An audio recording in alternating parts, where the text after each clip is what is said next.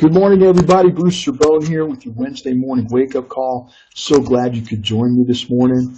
Well, we're all probably getting back into the full swing of the new year and the busy lifestyle that we all have.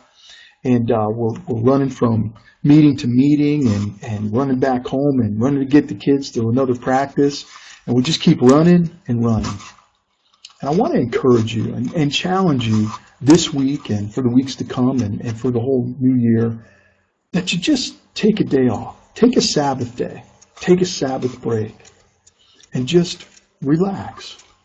Enjoy what's around you. Enjoy the blessings that God has provided to you. Take this time to meditate and pray, read Scripture, sing, praise Him.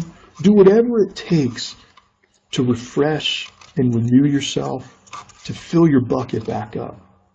Enjoy the family. Enjoy yourself.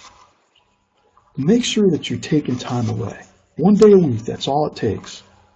And if it was good enough for God to take, then it's good enough for you.